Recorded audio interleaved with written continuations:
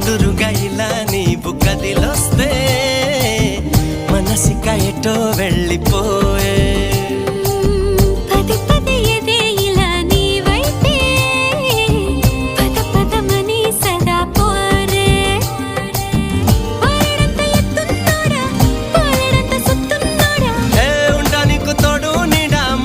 పడి ఎడా పెడా